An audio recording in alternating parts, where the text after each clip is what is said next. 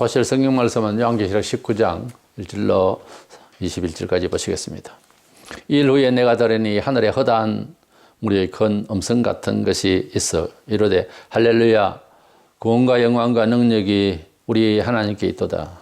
9절 천사가 내게 말하기를 기록하라 어린 양의 혼인잔치에 청함을 받은 자들은 복이 있도다 하고 또 내게 말하되 이것은 하나님의 참되신 말씀이라 하기로 20절 짐승이 잡혀 그 앞에서 표적을 행하던 거짓 선지자도 함께 잡혔으니 이는 짐승의 표를 받고 그의 우상에게 경배하던 자들을 표적으로 미혹하던 자라.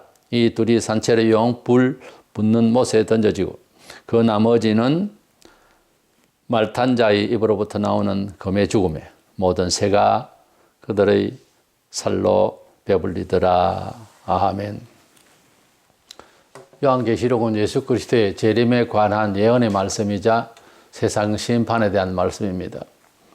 예수께서 언제 재림하시는가? 사도들과 함께 3년 동안 하나님 말씀을 그리고 하나님의 능력에 대해서 가르치며 보여주시다가 이제 주님께서 잡히시고 십자가로 돌아가시면서 우리 죄를 위하여 속량하시고 또 사흘 부활하시고 성천하시고 재림하실 것인데 주님이 재림하실 때에 대한 예언의 말씀을 제자들에게 주셨습니다. 그때에 많은 환란이 일어나고 또 거짓 선지자가 일어나고 그런 적그리스도가 일어나서 많은 고통을 온 세상에 줄 때에 큰 혼란이 천재지변도 일어나고 그럴 때에 주님께서 하늘로부터 강림하실 것이다 라고 말씀하셨는데 마태이 24장, 누가복음 21장, 마가복음 13장이 쭉 같이 나옵니다. 조금씩 다르게 기록은 되어 있어도 뜻은 같습니다. 근데 그 예언의 말씀을 사도 요한도 들었는데 요한복음에는 없어요. 그러다 나중에 요한이 밤모섬에서 귀양 보내져서 거기서 고난 중에 기도하는 중에 주일에 혼자서 묵상하며 예배할 때 주님이 나타나셔서 예언의 계시를 주신 것이 요한계시록입니다. 이 요한계시록의 내용은 좀 더 구체적으로 주님이 재림하시기 전에 있을 일과 또 오시는 때의 모습 그리고 오신 이후에 일어날 영원한 영생에 관한 말씀인데 이 말씀을 주시는데 특징은 여러 가지 환상적인 그림이었습니다. 그래서 사실을 인지하고 요한은 이 계시를 받았지만은 전달할 때에는 요한이 본대로 그림을 그려서 그래서 그것을 통해서 글로서 그림을 설명하고 그리고 이제 이 계시록이 기록이 됐는데 다시 우리는 요한이 본 이 그림을 통해서 요한이 인지했듯이 주님의 뜻을 또 이해를 해야 되니까 해석이 이제 어려워지는 이런 난처한 일이 되는 것입니다. 어떤 사건을 그림을 통해서 누구에게 전달했단 말이에요. 그 그림을 또 사건의 진상을 깨우치기 위한 작업은 그리 쉽지는 않습니다. 그럼에도 불구하고 예수께서 재림하실 때에 일어날 현상들에 대한 말씀을 그 전에 땅에 계실 때 주신 말씀과 이렇게 연결해 보면은 대환란이 다 끝나고 난 뒤에 주님이 오시는 것으로 되어 있고 주님이 재림하실 때에 죽은 자도 산 자도 성도는 부활하게 되고 불신자가 부활한단 말이야. 성도들이 부활하게 된다라고 하는 말씀이 주님이 말씀하시고 사도들로 통해서 서신서에는 이렇게 말씀을 하셨어요. 그래서 우리는 예수님께서 재림하시는 것을 요한계시록에서 살펴보니 우리의 추론을 떠나서 뚜렷한 그림을 볼 때는 본 계시록 19장에서 비로소 예수님께서 재림하시는 것을 볼 수 있습니다. 그전에는 해석이 차이로 어쩌고 해가지고서는 객관성이 없으니까 예수님께서 재림하신다고 하는 본래 사도들에게 주신 말씀을 연결해서 볼 때에 주님이 재림하시는 것은 대환란이 있고 난 뒤에 오시는 것으로 되어 있으니까 계시록을 그렇게 읽으면 됩니다. 18장까지 대환란이 6장에서부터 뚜렷이 현저히 보입니다. 그래서 6장에서 18장까지 대환란이 있고 19장에 재림하시는 모습은 추론할 필요 없이 그 그림 자체가 예수님 자신의 재림의 모습입니다. 그래서 예수 그리스도의 재림이라는 주제로 말씀을 나누고자 합니다. 먼저 예수님께서 재림하실 때에 신불신간에 쳐다보면 만왕의 왕으로 이렇게 보이면서 동시에 심판하시러 오는 모습이 될 것입니다. 근데 그 심판하러 오시는 모습은 뭐랄까요? 은혜롭다기보다 두려울 겁니다. 그래서 신자들은 큰 위로에 자 이제 두고 봐라. 어떻게 판단하시는가 이런 거 있잖아요. 억울하고 갑질당하고 고생하고 그렇게 마음의 고난을 받고 육신의 고난을 받고 여러 가지 혼란 핍박 순교까지 하고 한 이제 이런 상황에서 세상은 그렇습니다. 묻혀가고 해결도 안 되고 이랬는데 주님께서 내려오실 때 이제야 오신다. 이제 두고 봐라. 어떻게 판단하실까? 뭐 이런 느낌으로 간절히 기다리고 애원하고 이 판단을 바랬던 사람들에게는 반가움이 되지만은 불신자에게는 두렵게 되는 거죠. 원래 그렇잖아요. 공부를 열심히 하고 회사에 또 열심히 일을 하고 나중에 상을 받을 때는 남들도 그래요. 저래 상 받을 줄 알았다. 그 정도로 열심히 하면 상을 받는 날, 졸업식 하는 날 상을 받을 때에 기쁨이 되고 그 졸업식 이게 즐겁지만 농땡이 치고 공부 안 하고 열심히 일 안 하고 나중에 그냥 이름도 묻히고 이렇게 되면은 뭐 기분이 좋을 것도 없죠. 오히려 고통스럽죠. 졸업이라는 그런 것이 더 괴로운 일이 되겠죠. 그래서 우리 주님께서 오시는 그 모습이 보이는데 주님께서 재림하실 때에 19장에서 보면 처음부터 찬송을 내번 할렐루야를 부르면서 찬송이 나옵니다. 6절에는 뭐 만왕의 왕이요 만주의 주라 그렇게 표현하고 있는데 지금은 4대 성인이네 어전에 세상 사람들 그렇게 말합니다. 그러나 재림하실 때에는 인식이 달라집니다. 우리가 사물을 보면서 저게 무엇일 것이다 이런 정도는 감지 능력이 어느 정도 있죠. 불신자도. 근데 예수께서 공중에서 이렇게 내려오실 때 그 모습을 본 모든 세계인들은 깜짝 놀랍니다. 우리가 말하던 그 예수가 바로 저분이구나 하는 순간적으로 만왕의 왕으로 내려오시고 심판자로 내려오시는 것을 보게 돼요. 다 보게 됩니다. 그래서 우리 주님께서 내려오실 때 그 심판주로 내려오시는 자태를 보면 11절에 보라 백마와 그것을 탄 자가 있으니 그 이름은 충신과 진실이라 그가 공의로 심판하러 싸우더라 심판하며 싸우더라 그랬습니다. 우리 주님께서 백마를 타고 내려오십니다. 충신과 진실이라는 이름으로 내려오십니다. 그 6장에서도 우리가 백마 탄 자가 있었죠. 그를 예수님이다 하는 사람은 잘못 오해합니다. 그래서 6장에서의 그 백마 탄사는 적그리스도였습니다.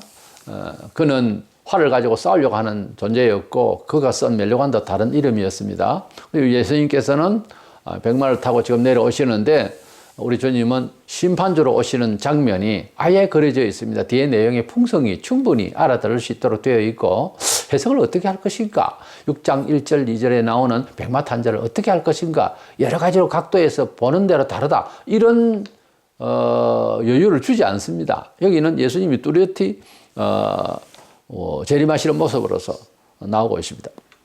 12절에 그 눈은 불꽃 같고 그 머리에는 많은 관들이 있고 그랬는데 이 관들이란 말은 표현이 좀 아쉽습니다. 개혁판 저번에 쓰던 것은 그 머리에 많은 면류관이 있다 그랬어요. 그 디아데마타라고 하는 면류관은 왕관을 말합니다. 그래서 그 머리에 많은 영광의 왕관이 있더라. 뭐 이렇게 돼야 돼요. 만왕영왕이다 하는 뜻하고 이제 연결해 볼 때. 그런데 6장 1, 2절에 나온 그 적그리스도가 쓴 관은 스테파노스로서 뭐 이제 경기에서 승리하는 자에게 주는 그런 관이죠.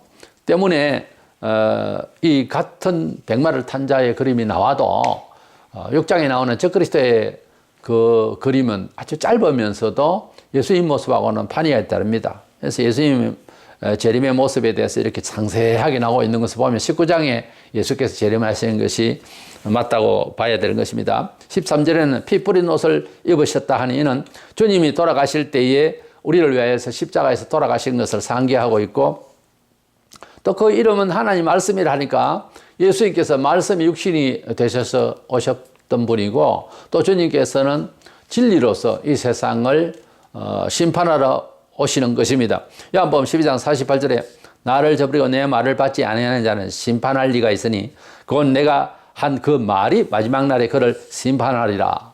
주님께서 이미 주신 말씀, 그러니까 우리 손에 있는 성경 자체로 이 세상을 판단하면 잘하는 겁니다. 똑바로 하는 거예요.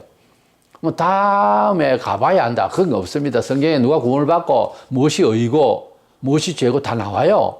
그러니까 성경을 알아야 됩니다. 성경을 처음에 읽고 듣고 예수 믿을 때에 성경은 처음에 정보로 들어요.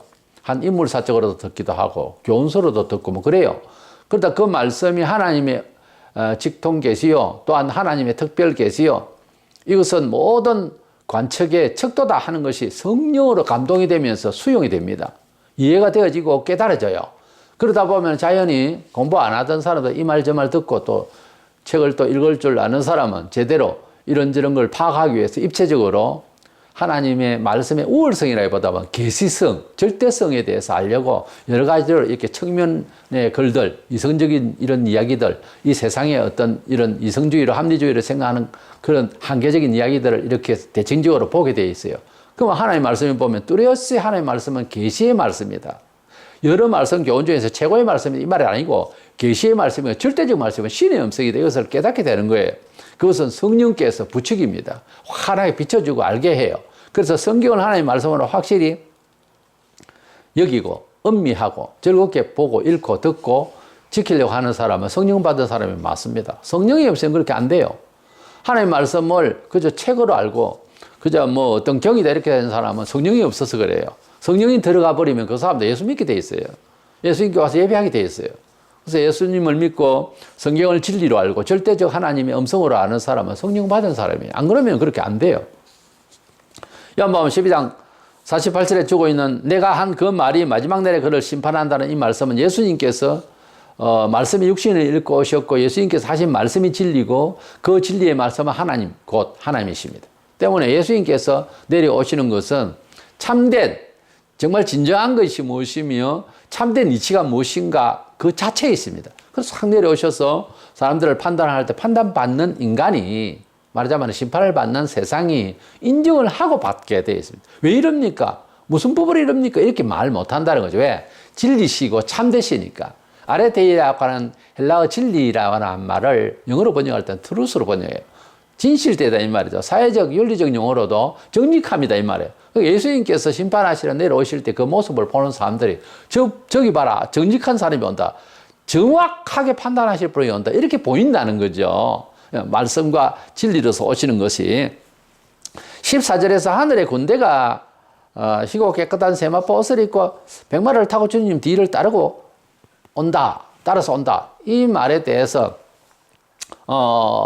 이제 보통 주석을 할 때에, 이해를 할 때에 뭐 천군 천사들이 아닌가, 백마를 타고 온다. 그런데 성경에 백마를 타고 천군 천사가 내려온다는 그런 표현을 찾을 수 없어요. 그게 아니고 이미 주님이 재림하실 때 우리가 어떻게 해야 됩니까? 마저러 주님을 영접하러 올라가야 되겠죠. 그래서 부활 변화해서 공중에서 영접해서 우리가 내려오는 모습이 백마를 타고 승리의 쾌거를 부르면서 그렇게 내려오게 되는 모습이니까 이것은 하늘 군대가 따로 있다라기보다 우리 성도를 말하지 않느냐 하는 것입니다.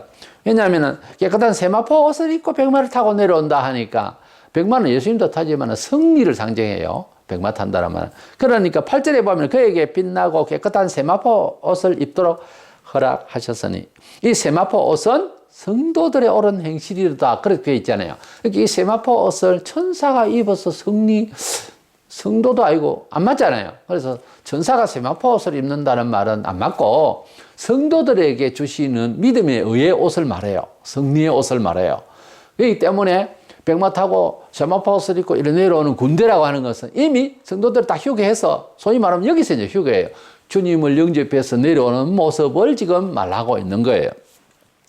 예수께서 재림하실 때에 죽은 성도들하고 산 성도들이 전부 다 부활, 변화하게 되는 것입니다. 계시록 해석하면서 주로 이제 4장에서 사도 요한이 말세 계시를 받기 위해서 영적으로 소명을 받아서 하늘로 올라갑니다. 바울도 3천초 하늘로 올라갔잖아요. 소위 말하면 유체 이탈 같이 영이 빠져나가서 하나님 나라에 가보는 그것을 올라오라 하니까 이제 사도 요한 보고 한 말이에요. 올라갔다고 했는데 천성을 보게 되고 이런 모습을 본 것을 이제 기록하게 되는데 교회가 다 올라가 버렸다 이렇게 해석을 하면 이건 너무 비약되고 인정할 수가 없는 상황이 되고 문제가 발생해 나중에 해석하는데, 그래서 4장에서 휴거했다는 휴거론자들은 정말 잘못 알고 있는 거고, 12장에 보면은 이스라엘을 상징하고 하나님께서 말세에 이스라엘을 구원하실 것인데 그거조차도 부정하거나 이해를 못하는 사람이 많아요.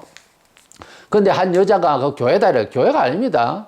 여자 12장에 나오는 여자를 교회라고 하면 그냥 여자를 교회라 하더라 이래버리면은 그게 깨맞춰 가는 거예요. 그게 아니고 교회는 뒤에 계속 존속해요. 그리고 순교 당하고 다 하고 있어요. 그 뭐 교회가 이거 뭡니까 그거는? 그러니까 교회가 어디 보호처로 간 것이 아니라 하나님의 백성 육신육으로 삼았던 이스라엘 백성을 말해요. 그래서 거기 13장에 들어가면 적그리스도가 정말 후반기에 엄청난 무서운 환란을 주거든요. 그때에 성도들은 도저히 못 사니까 휴거를 하든지 어디 숨을 것이다. 이건 안 맞는 이야기예요. 그게 아니에요. 그곳에서 계속 성도들이 순교를 하고 계속 나오는데 어떻게? 18장에도 보면 성도들아 이 죄악된 세상에서 빠져들지 말고 나오라 나오라 하는 말이 18장에 나오잖아요. 나오라는 말이. 나오라는 말은 결국 휴거하게 될 직전인 거예요. 그 19장에서 주님 재림하시니까 우리가 다 휴거를 하게 되는 겁니다. 부활 배나 받죠. 예수님 재림하셔서 우리가 한참 예배 드리다가 하나씩 부활한 게 아니고 재림하실 때 화다닥 전부 다 일납니다. 죽은 사람이 일어나고 산자도 부활 배나 하나님 성도들 이제 일어나게 되는 거죠. 데살로니가 전서 4장 16절 7절에 주께서 호령과 천사장의 소리와 하나님의 나팔 소리로 친히 하늘로부터 강림하시리니 그리스도 안에서 죽은 자들이 먼저 일어나고 그 후에 우리 살아남은 자들도 그들과 함께 구름 속으로 끌려 올려 공중에서 주를 영접하게 하시리니 그리하여 우리가 항상 주와 함께 있으리라. 그리하여 우리가 주와 함께 있으리라 하는 말은 주님이 이제 떠나지 않고 그때부터 영영 땅에 있든지 천국에 있든지 영원히 이제 주와 함께 한다 그런 뜻이죠. 거기에서 중요한 것은 우리가 주님이 재림하실 때에 죽은 성도들이 다 부활해서 다 일어나 버리고 산에서 바다에서 땅에서 다 일어나 버리고 산자들도 다 부활 변화해서 공중에서 주님을 영접하게 된다 하니까 이 말씀을 연결해 보면은 이제 재림하실 때 백마탄 수많은 군사들이 누구냐? 성도를 말해요. 15절에 그의 입에서 예리한 검이 나오니 그것으로 만국을 치겠고 그랬습니다. 친히 그들을 철장으로 다스리며 또 친히 하나님 곧 전나가신 이의 맹렬한 진노의 포도주 틀을 밟겠고 예리한 검이 나오더라 그래서 이 재림하시는 예수의 입에서 예리한 검이 나 1장 16절에도 좌우에 날선 검을 물고 계신 예수님의 모습이 있었죠. 이것은 진리의 예수를 말하고 좌우에 신구약에 앞뒤로 모두 다 완벽하게 이 말입니다. 중복이 될 때는 완전하다는 말이에요. 그래서 완전한 하나님의 말씀이 무엇을 배듯이 또는 이제 그때 당시에 무기로서는 금이죠. 그렇게 심판을 하시는 말씀으로 주님이 오시더라. 말씀을 가지고 오시더라. 진리의 말씀을. 그리고 철장으로 질그릇 깨뜨리듯 그렇게 심판하신다. 그릇을 철장으로 막 깨면 금방 깨지죠. 그 그릇은 금방 깨지는 힘없는 그릇은 쇠덩이도 아니고 이것은 세상의 힘을 말해요. 세상이 가지고 있는 능력. 이것은 아무리 죄로서 방어하려고 그러다 과학으로 방어하려고 그러고 전쟁 무기로 방어하려고 해도 주님께서 철장으로 가지고 질그릇 깼듯이 그렇게 간단하게 때려서 이 세상을 심판하신다. 그것은 전능성을 말해요.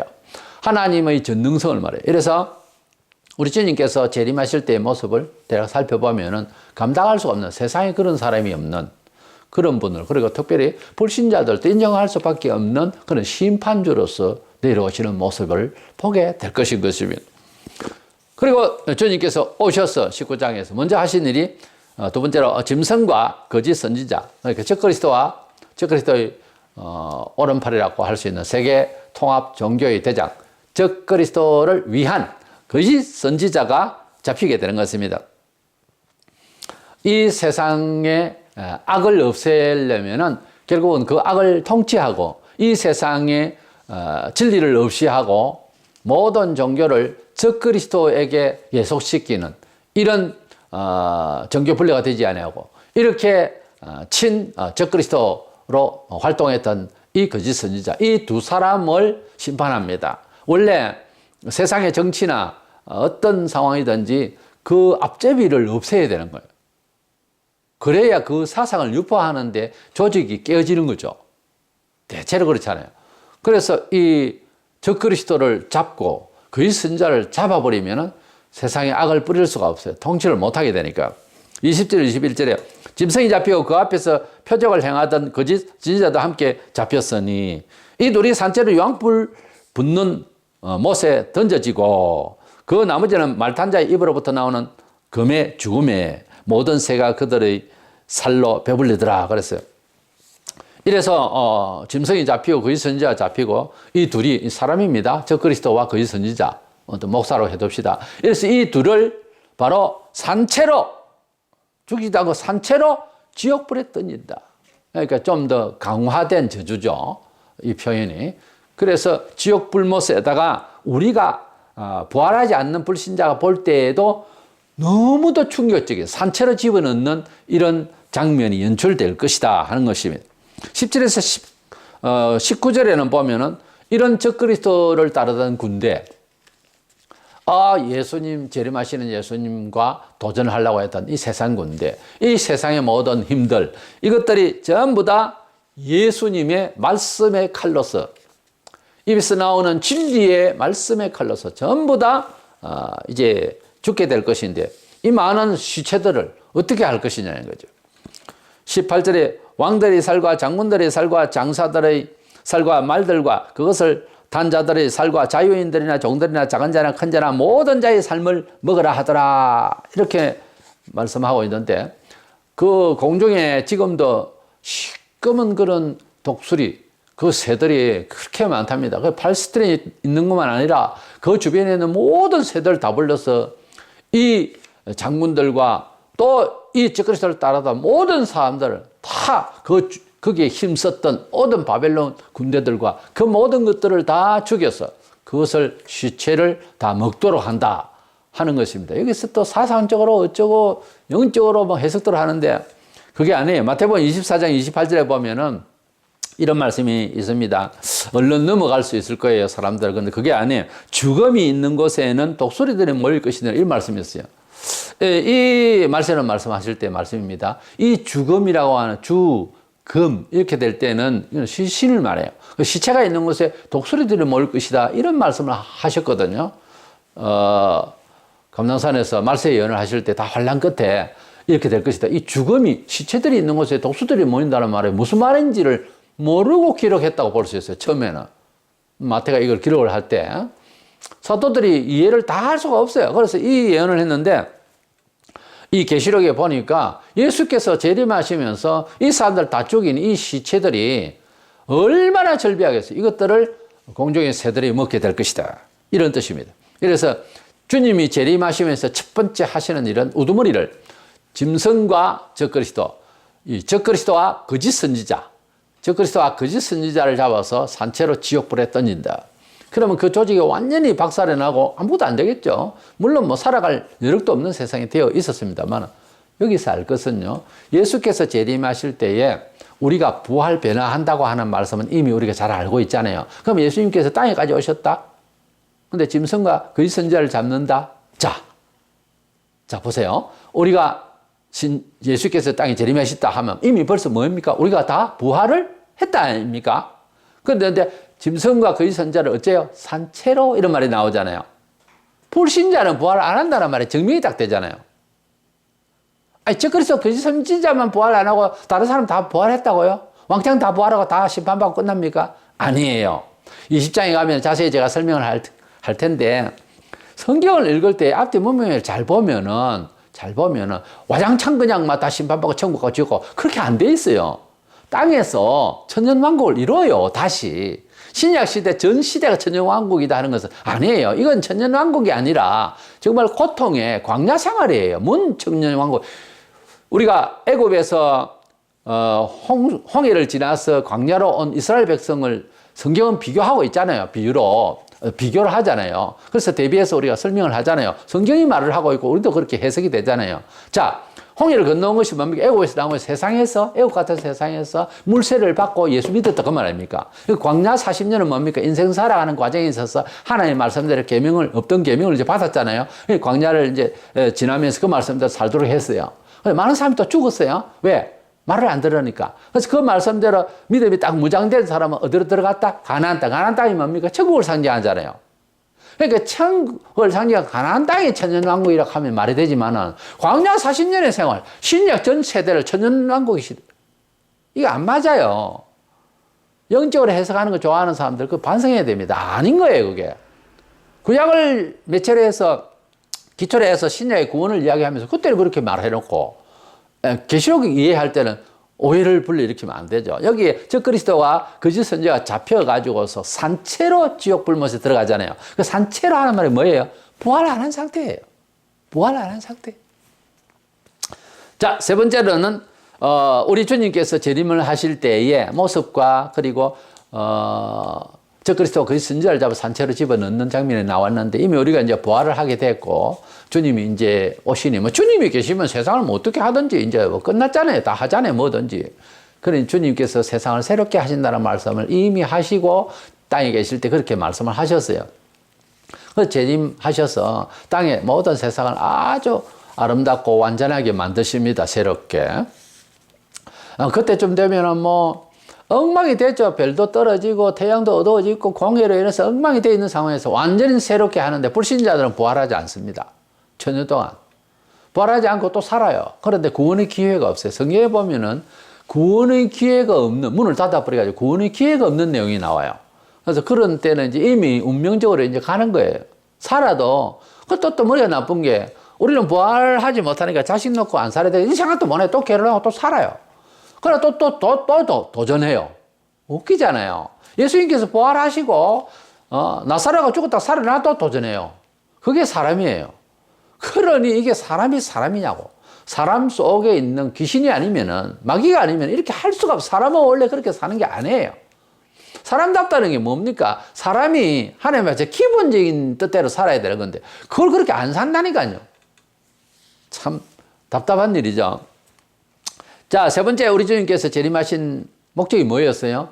바로 우리 주님께서 성도들과 만나서 비유컨대 혼인을 하게 되는 주님이 신랑 되시고 우리 교회는 신부로 성경에는 계속 비유하고 있습니다. 예레미야 31장 4절 21절 등에 보면은 처녀 이스라엘 뭐 그런 말이 있어요. 그리고 마태복음 25장에 보면 재림하시는 예수님 신랑이고 우리는 신부로 비유하고 있어요. 그래서 우리 예수님께서 지상에 오시는 것은 성도들과 만나서 결혼을 한다고 하는 함께 살게 되는 그런 가정을 이루는 그런 것처럼 설명을 비유를 하고 있습니다.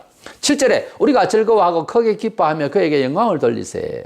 어린 양의 혼인 기약이 이르렀고 그의 아내가 자신을 준비하였으므로. 그래서 마태 22장 2절에 보면 천국은 마치 자기 아들을 위하여 혼인잔치를 베푼 어떤 임금과 같으니 그랬습니다.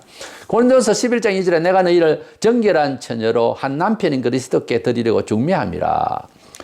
바울이 전도를 하는 것은 신부된 예수께 신랑된 예수께 신부된 교회가 되도록 중간에 중매를 하는 것이 전도다. 그런 표현을 하고 있어요. 그러니까 예수님은 신랑이시고 우리가 신부라 하는 차원에서 어떻게 보면 가족 개념으로 말씀하셨고 어떻게 보면 굉장히 인간적이고 그래요.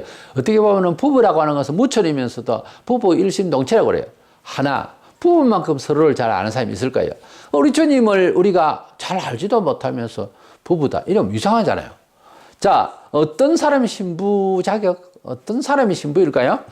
몇 절 나옵니다. 7절에 신랑을 기다리면서 자신을 준비하는 사람이라고 되어 있어요. 아무렴요. 결혼 날짜를 두고 준비하지도 않고 어디 가서 연애하고 돌아다니고 그러고 어떤 다른 남자, 저한 남자 결혼한다. 이게 지금 정상적인 신부입니까? 그거 아니잖아요. 신랑 신부를 만난다면서 이 종교도 가고 저 종교도 가고 그러면서 신랑 예수 왔으니까 아이고 이제 이제는 결혼할 때 됐네. 이런 신부가 어디 있어요? 다시 오실 신부를 맞이할 준비를 하는 사람이라야 되는 거예요. 참 신부가. 그렇잖아요. 그 상식이죠. 8절에 옳은 행실을 하는 자라고 그랬어요. 이 옳은 행실이라는 것은 도덕적 기준이 아니고 하나님의 뜻대로 사모하며 하나님 뜻을 쫓아서 살려고 하는 자가 신부예요. 예수의 신부예요. 10절에 적그릇을 따르지 않고 오직 하나님께 경배하는 자라고 했어요. 하나님께 경배하는 자. 우리가 하나님께 경배한다고 하는 것은 하나님을 내 신랑으로 맞이하는 겁니다. 이걸 보면은 그대로 본을 떠서 조금은 다른 차원이지만은 어떤 면에서 많은 차이가 있지만, 그러나 우리가 가정 형태를 보면요, 성경 여러 교훈을 볼 때에 신부, 그러니까 아내는 남편을 하나님처럼 섬길 것을, 그런 식으로 할 것을 집안에 주라고 했어요. 그걸 연결해 보면 우리가 하나님께 경배한다고 하는 것은 종교 상식이 아니고 모든 전심을 다해서, 전념을 다해서 이렇게 경배하는 겁니다. 순종하려고 그러고 경배하는 거죠. 그런 사람이 신부라는 거예요.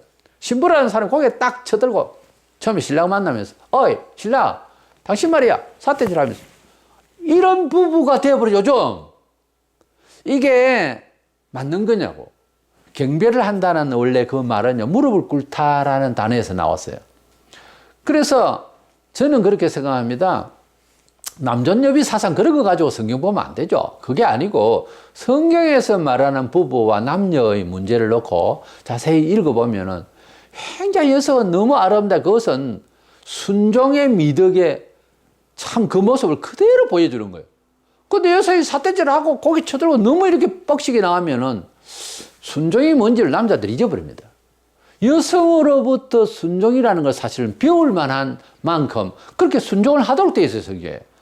그래서 신랑 대신 예수 앞에 참 신부가 누구냐 하면은 하나님 앞에 무릎 꿇고 경배하는 사람. 예배도 빼먹고 예배를 잘 안 드리고 예배적 중심에 순복함이 없는 사람이 어떻게 신부라 할 수 있느냐.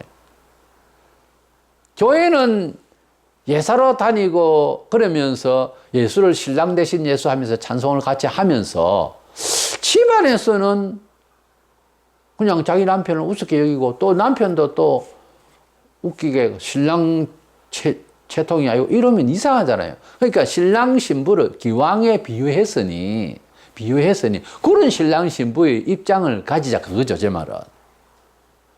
예수님이 신랑 되시고 우리가 신부 된다는 말은 왕이고 신하 이렇게 비유한 거 개념이 좀 틀려요. 완전히 다르죠, 차원이. 그러니까 여기에서 주님이 신랑 되시고 우리가 신부가 된다는 이 차원, 경배하고 경배를 받는 차원, 이런 차이예요, 간격이. 그런 그 중심이 우리 가족에도 있자 그거죠, 부부 사이에도. 그러면 여성들 기분이 좀 나쁘겠지만 그 사실이에요, 성경적으로. 9절에 보면 어린 양의 혼인잔치에 청함을 받은 자들은 복이 있도다. 우리가 하나님께서 이 세상에서 전도를 통해서 내가 너를 사랑한다, 구원받아라, 복음을 듣고 우리가 주님을 맞이하게 되었습니다. 주님은 종교의 교주로 뭐 다 좋습니다, 뭐 그런 식으로 만나는 건 모르지만은 마음속에 은근히 영적으로는 나의 신랑 되신 예수로 만난다 하는 입장에서 이 비유가 되고 있어요. 그렇다면은 지금 요즘 부부들이 남편을 생각하는 아내의 입장은 도저히 안 맞아요, 이 내용으로는. 그러나 주님을 내 신랑으로 맞인다고 하는 것은 너무도 기다렸던, 여성이 아니라서 잘 모르겠어요. 너무 기다렸던 남편이요. 저는 뭐 기다릴 만한 남편의 자격을 가지고 제 아내를 만난 건 아닙니다. 참 자신이 없는 사람인데 지금도 그렇고. 근데 멋지고 괜찮고 진짜 대단한 남편이 소개가 돼가지고 만나졌다. 그래서 결혼하게 됐다. 얼마나 기다리겠습니까? 내가 짐작컨대 그 여성은요, 간이 타듯이 기다릴 것 같아. 언제 주님 오실런지 날이면 날마다 매일 기다리지 않겠어요? 그런 심정일 거라는 거죠. 남편은 남편대로 저 아내가 되면 저 신부가 너무 마음에 든다. 대단한 자신도 막 잊어버리고 나보다 더 낫다 싶을 정도로 너무 좋은 거야. 그래서 결혼 날짜를 남성도 기다리는 거죠. 왜? 확실히 세상이 볼 때 내 것이 되었다는 선포의 날이다 이거지. 그 주님도 우리를 엄청 기다리십니다. 너는 내 것이다. 남자들이 좀 속말 같지만은 아내를 많이 사랑하면 내 거다 그런 마음도 들고 말도 하게 돼 있어요. 하나님께서 이스라엘아 너는 내 거다 그랬어요. 주님도 결혼을 기다린다 이거야. 혼인잔치를. 난 그렇게 생각해요. 신부도 너무 좋은 거예요. 너무 말을 잘 듣고 너무 경배하고 너무 순종하니까 내 아내를 빨리 만나러 오고 싶다. 주님도 그렇게 하고 있다니까요. 그러니까 서로가 기다리는 신랑 신부가 돼야 되는데 주님 때때 오시겠죠. 이래가지고 무슨 신부가 되겠냐고. 무슨 반가운 신부가 되겠냐고. 정수사 안 그래요. 상식적으로. 우리가 이 주님이 19장에서 재림을 하실 것인데 우리 주님 오시는 것 아는 게 중요한 게 아니고 주님을 맞이할 사람의 자세가 이 마지막 시대에 신랑 대신 신부를 맞이할 신랑 대신 주님을 맞이할 신부로서의 교회가 어떻게 해야 되겠습니까? 아니 자기 신랑을 기다리는 사람이 세상에 짝해서 막 돌아다니고 이래 가지고는 안 되죠. 말은 말세라고 그러면서 말세라는 말은 주님이 오실 때 내 신랑이 올 때 다 됐다. 결혼식 할 때 다 됐다. 그 말 아닙니까? 결혼을 1년 앞두고 내년에 결혼하자. 그건 좀 시간이 있죠. 근데 말세라 하면 며칠 안 남았다 그 말 아닙니까? 어떻게 보면 결혼식 같으면 그런 사람이 그래 아직까지 자기 좋아하는 대로 세상을 살고 자기 취향대로 산다고 바쁘고 아유 신랑 참 결혼할 때 다 돼가는 이럴 여자가 어디 있습니까? 얼마나 기다리겠어요. 조신하고 더 예쁘게 보이고 거울도 하루에 몇 번 쳐다보고 이렇게 하면 이뻐할까? 안 그래요. 주님이 이렇게 순종하면 기뻐하실까?